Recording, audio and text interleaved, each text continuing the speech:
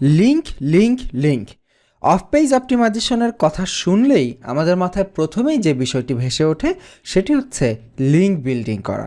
হ্যাঁ, of page অপটিমাইজেশনের প্রধান কাজই হচ্ছে ওয়েবসাইটের জন্য লিঙ্ক তৈরি করা।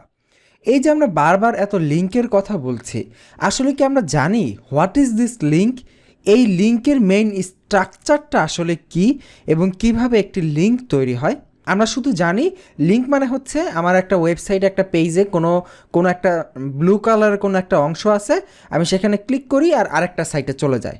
এবং এই যে ক্লিক করে একটা সাইটে কোনো একটা টেক্সটের উপরে বা কোনো ইমেজের উপরে ক্লিক করলাম, সেখান থেকে আরেকটা পেজে চলে গেল। এইটাই হচ্ছে এক পেজের সাথে আরেকটা পেজের লিঙ্কিং। কিন্তু এই লিঙ্কটা আসলে কীভাবে গঠিত হয়, what is the structure of this link, এইটা আমাদের জানা উচিত। এবং হ্যাঁ, আজকের পর্বে আমরা সেটাই জানবো। দেখুন, লিঙ্ক হচ্ছে মূলত একটি HTML ট্যাগ। দ্যাট মিন্স একটি HTML ট্যাগ দিয়ে লিঙ্ক তৈরি করা হয়। এই যে একটি HTML ট্যাগ, আমরা লিঙ্ক তো আমরা সরাসরি প্র্যাকটিক্যালি দেখি। আমি এখানে একটি ওয়েবসাইট ওপেন করে রেখেছি, এই যে এখানে একটি লিঙ্ক দেখতে পাচ্ছি, এখানে ক্লিক করলে আমি এখান থেকে আরেকটা পেজে চলে যাব। দেখুন, এখানে আমি ক্লিক করে এখান থেকে আরেকটা পেজে চলে আসলাম, আবার ব্যাকে চলে যাচ্ছে। তো এই যে একটা পেজে ক্লিক করে আরেকটা পেজে চলে আসলাম, এটা হচ্ছে মূলত একটি লিঙ্ক। ধরেন এই যে এখানে আমি একটি লিঙ্কের কথা বললাম, এই যে এখানে একটা লিঙ্ক দেখতে পাচ্ছি। তো এই লিঙ্কের স্ট্রাকচারটা কীরকম সেটা আমরা যদি দেখতে চাই, এটার উপরে রাইট ক্লিক করব, রাইট ক্লিক করে ইন্সপেক্টে ক্লিক করব। ইন্সপেক্টে ক্লিক করলে আপনি দেখতে পাবেন এখানে এইরকম একটি স্ট্রাকচার দেখা যাচ্ছে, এবং এইটা হচ্ছে মূলত HTML কোড, এবং লিঙ্ক হচ্ছে মূলত একটি HTML কোড দিয়ে তৈরি করা হয়, এবং সেটার নামে একটি ট্যাগ রয়েছে, সেই ট্যাগের মাধ্যমে একটি লিঙ্ক তৈরি করা হয়। তো আমরা এটা এখান থেকে দেখি, এই হচ্ছে আমাদের একটি বেসিক লিঙ্কের স্ট্রাকচার। এই লিঙ্কের ভেতরে দেখুন, প্রথম একটি আছে লেফট অ্যাঙ্গেল সাইন দিয়ে, that means less than sign দিয়ে, এটাকে কোডিংয়ের ভাষায় লেফট অ্যাঙ্গেল বলা হয়। লেফট অ্যাঙ্গেল সাইন দিয়ে একটি আছে, এবং শেষে আরেকটি আছে, এবং এর দুই পাশেই দুটো অ্যাঙ্গেল ব্র্যাকেট দেওয়া আছে। এবং প্রথম এটার আগে কোনো স্ল্যাশ সাইন নেই, দ্বিতীয় এটার আগে একটি ছোট্ট স্ল্যাশ সাইন রয়েছে। এই ট্যাগ ব্যবহার করে লিঙ্ক তৈরি করা হয়। আপনারা যারা HTML জানেন তারা হয়তো অলরেডি জানেন যে লিঙ্কের স্ট্রাকচারটা। এবং এই লিঙ্কের মধ্যে এই যে এই দুই দেখুন, প্রথম যে এটা রয়েছে, লক্ষ্য করুন, এটা লেফট অ্যাঙ্গেল দিয়ে শুরু হয়ে এই জায়গাটুকু পর্যন্ত, এইটুকু হচ্ছে প্রথম এর প্লেস, এবং এইখানে মূলত এটা শেষ হয়েছে। এইখান থেকে শুরু হয়েছে প্রথম এবং শেষ হয়েছে এইখানে, এবং দ্বিতীয় এটা শুরু হয়েছে এখান থেকে এবং শেষ হয়েছে এইখানে। এই দুইটা এর মধ্যবর্তী যে প্লেসটা রয়েছে, সেই প্লেসটাতে আমাদের যে কথাটি লেখা থাকে সেইটা হচ্ছে আমাদের লিঙ্কের ওপরের অংশ, বা যেটা আমরা আমাদের ওয়েবসাইটে দেখতে পাই, এইটাকে বলা হয় অ্যাঙ্কর টেক্সট।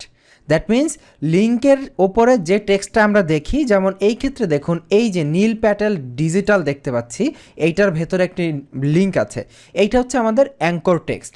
এইটার উপরে ক্লিক করলে আমি আরেকটা পেজে চলে যাব, এবং এখানে ওদের স্ট্রাকচারটা যদি এখান থেকে লক্ষ্য করি, দেখুন এই যে প্রথমে একটা এই যে শেষে একটা দুইটা এর মাঝখানে, এই যে দুইটা ব্র্যাকেটের মাঝখানে এই যে অংশটুকু নীল প্যাটেল ডিজিটাল, এইটুকু হচ্ছে এই লিঙ্কের অ্যাঙ্কর টেক্সট।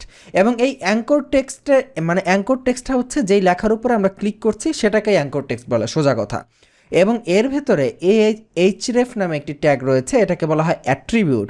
href অ্যাট্রিবিউটের ভেতরে দেয়া থাকে আমাদের লিঙ্কের অ্যাড্রেস, যে এই অ্যাঙ্কর টেক্সটের উপরে ক্লিক করলে কোন অ্যাড্রেসে যাবে, কোন ওয়েবসাইটে যাবে, সেই ওয়েবসাইটের অ্যাড্রেস দেওয়া থাকে href নামক অ্যাট্রিবিউটের ভেতরে। দেখুন এখানে href নামে অ্যাট্রিবিউট দেওয়া হচ্ছে, এর ভেতরে দুটো এখানে আমরা কোটেশন মার্ক দেখতে পাচ্ছি, দুটো কোটেশন মার্কের ভেতরে আমাদের এই ওয়েবসাইটের অ্যাড্রেসটি দেওয়া আছে।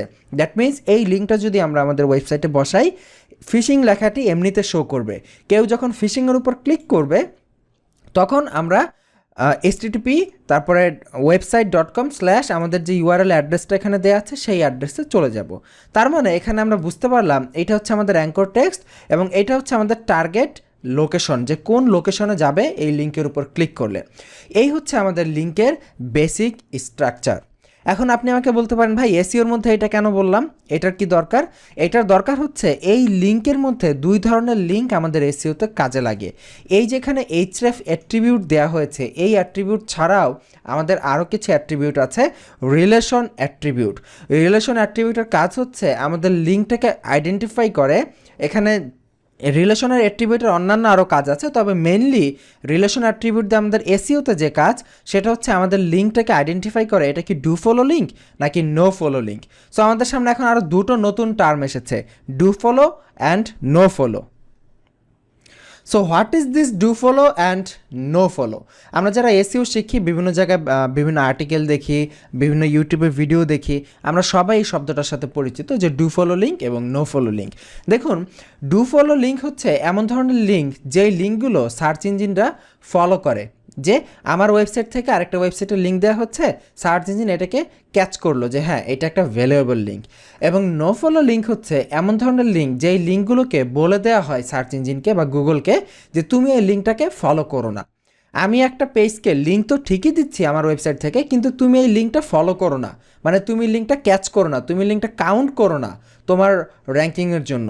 এইটা বলে দেওয়া যায় গুগলকে যে আমি ঠিকই লিঙ্কটা দিচ্ছি কিন্তু তুমি এইটা ক্যাচ করবা না। দ্যাট মিনস যাতে করে এখান থেকে কোনো জুস ওই ওয়েবসাইটে পাস না হয়, এই ধরনের লিঙ্ককে বলা হয় নো ফলো লিঙ্ক। তো এই যে আমাদের লিঙ্ক, আমরা একটু আগে যে লিঙ্কের স্ট্রাকচারটা দেখলাম সেটা ছিল একটি ডু ফলো লিঙ্কের স্ট্রাকচার।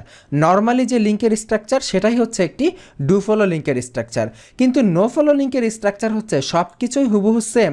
এখানে আমরা দেখতে পাচ্ছি ফিশিং নাম, এখানে অ্যাঙ্কর রয়েছে, এখানে ওয়েবসাইটের অ্যাড্রেস রয়েছে, শুধুমাত্র এখানে একটি জিনিস নতুন এসেছে, সেটা হচ্ছে রিলেশন নামে আরেকটি অ্যাট্রিবিউট এবং তার ভেতরে নো ফলো নামে একটি কথা।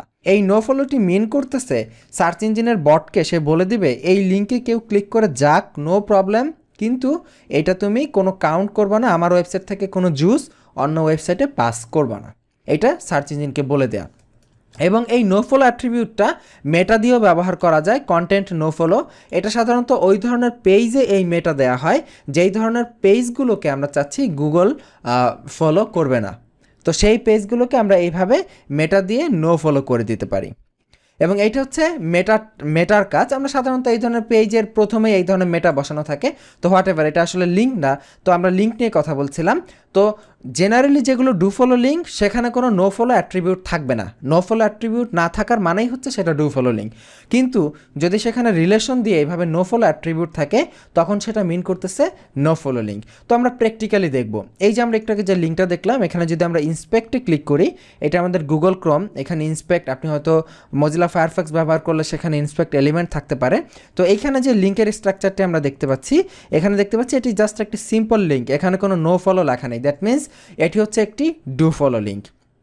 এবং এইখানে ফেসবুকে ধরেন আমাদের ফেসবুক পেজটার কথা চিন্তা করি, আমাদের ফেসবুক পেজে আমাদের ওয়েবসাইটের একটি লিঙ্ক দেওয়া আছে এবং এইখানে যদি আমরা রাইট ক্লিক করে ইন্সপেক্ট করি আমরা দেখতে পারবো এটা হচ্ছে একটি নো ফলো লিঙ্ক। আচ্ছা, এই যে আমাদের লিঙ্কের ট্যাগটি দেখুন, অনেক বড় ট্যাগ, যাই হোক আসলে ফেসবুক এটা বড় আকারে শো করেছে, হোয়াট এভার।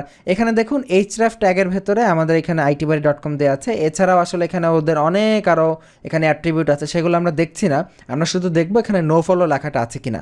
এই যে দেখুন রিলেশন দিয়ে এখানে নো ফলো লেখা আছে, নো ফলো পাশাপাশি নো ওপেনার লেখা আছে, হোয়াট এভার, এটা আমাদের কাজ না। আমাদের এসইওর যে অংশটুকু এখানে আমরা দেখবো সেটা হচ্ছে নো ফলো। দেখুন রিলেশন দিয়ে নো ফলো লেখা আছে, তার মানে হচ্ছে এই ফেসবুক থেকে যে লিঙ্ক আমাদেরকে দেয়া হচ্ছে সেটি হচ্ছে মূলত একটি নো ফলো লিঙ্ক। তো আমরা এখান থেকে জানতে পারলাম যে লিঙ্ক দুই ধরনের হয়, একটি হচ্ছে ডু ফলো লিঙ্ক, একটি হচ্ছে নো ফলো লিঙ্ক। এখন আমাদের প্রশ্ন হচ্ছে যে ভাই আমরা তো নো ফলো লিঙ্কে তো বলে দিচ্ছি যে সার্চ ইঞ্জিনকে সে এটা কোনো ক্যাচ করবে না, তাহলে আমরা কি নো ফলো লিঙ্ক বিল্ড করবো না বা ডু ফলো লিঙ্ক বিল্ড করবো না? তো করলেই বা তাদের সিস্টেমটা কেমন হবে? তো অনেকে বলে থাকে যে এসইও করতে গেলে নো ফলো লিঙ্ক বিল্ড করবেন না, তবে এই কথাটা ঠিক না। আমরা এসইও করার জন্য ডু ফলো নো ফলো দুই ধরনের লিঙ্কই বিল্ড করব, কারণ গত পর্বে আমি আপনাকে একটি কথা বলেছিলাম কমন সেন্স। সবসময় কমন সেন্স মাথায় রাখবেন। কী ধরনের কমন সেন্স? যেমন ন্যাচারালি যদি আপনার লিঙ্ক বিল্ড হয়, আপনি যদি কোনো লিঙ্ক বিল্ড না করেন তাহলে লিঙ্কটা কিভাবে বিল্ড হবে? অনেক ওয়েবসাইটের ওনার আপনাকে লিঙ্ক দিবে, অনেকে ফেসবুকে শেয়ার করবে, অনেকে টুইটারে শেয়ার করবে। তো যখন ফেসবুকে শেয়ার করতেছে তখন কিন্তু আলটিমেটলি সেটা একটি নো ফলো লিঙ্ক হচ্ছে। বা অনেক ওয়েবসাইটের মালিক হয়তো আপনাকে ডু ফলো লিঙ্ক দিতে পারে বা নো ফলো লিঙ্কও দিতে পারে। এবং ন্যাচারালি আপনার যখন লিঙ্কগুলো বিল্ড হবে তখন কিন্তু ডু ফলো বা নো ফলো উভয় ধরনের লিঙ্কই কিন্তু ন্যাচারালি বিল্ড হবে। এবং আমরা ওই কাজগুলোই করব যেই কাজগুলো ন্যাচারালি হয়, সেই কাজগুলো করব, যেগুলো আনন্যাচারাল, যেগুলো দেখলে মনে হয় যে না এটা ন্যাচারাল না, ওই কাজগুলো কোনো অবস্থাতেই করা যাবে না। সো দ্যাটস ওয়াই আমরা আমাদের এসইও ক্যাম্পেইনে ডু ফলো নো ফলো উভয় ধরনের লিঙ্কই বিল্ড করব। এবং এই যে আমরা বলেছিলাম না 3টা ক্যাটাগরির link, lower strength, medium strength, high strength, এই 3টা ক্যাটাগরির মধ্যেই do follow no follow link build করা যায়। সো আমরা ডু ফলো নো ফলো উভয় ধরনের লিঙ্কই বিল্ড করব। এখন কোশ্চেন হচ্ছে কোনটা কত পার্সেন্ট বিল্ড করব। এটার কোনো অ্যাকুরেট পার্সেন্টেজ হিসাব নেই যে কোনটা কত পার্সেন্ট বিল করব। তবে আমরা চেষ্টা করব ম্যাক্সিমাম, অধিকাংশ, দ্যাট মিনস ধরেন 60 থেকে 70% লিঙ্কই ডু ফলো বিল করার এবং 30 থেকে 40% লিঙ্ক নো ফলো বিল করার। তার মানে প্রায় সমান সমান। যদি 100টা লিঙ্ক বিল করি সেখান থেকে ধরে নিচ্ছে 60টা লিঙ্ক ডু ফলো করব এবং 40টা লিঙ্ক নো ফলো করব। এবং এইভাবে অলমোস্ট কাছাকাছি ব্যালেন্স রেখে ডু ফলো নো ফলো উভয় ধরনের লিঙ্কই আমাকে বিল্ড করতে হবে। যদি আমরা শুধু একটা লিঙ্ক বিল্ড করি আরেকটা লিঙ্ক না করি তাহলে এটা ক্লিয়ারলি গুগলকে মেসেজ দেবে যে হ্যাঁ আমরা এখানে ম্যানিপুলেশন করছি। বারবার বলতেছি, আবারও বলতেছি, কোনো অবস্থাতেই গুগলকে ম্যানিপুলেট করা যাবে না। এবং গুগল এটা যাতে মানে ম্যানিপুলেট যেহেতু আমরা করছি, লিঙ্ক বিল্ডিং যেহেতু নিজেরা করছি, তো এমনভাবে করতে হবে গুগল যাতে কোনো অবস্থাতেই সেটা টের না পায়। টের পেলেই ওরা হয়তো কোনো আপডেট নিয়ে আসবে এবং আপনাকে পেনাল্টি দিবে। সো আজকের পর্ব এই পর্যন্তই। আগামী পর্বের আমন্ত্রণ জানিয়ে শেষ করছি। ভালো থাকবেন। আল্লাহ হাফিজ।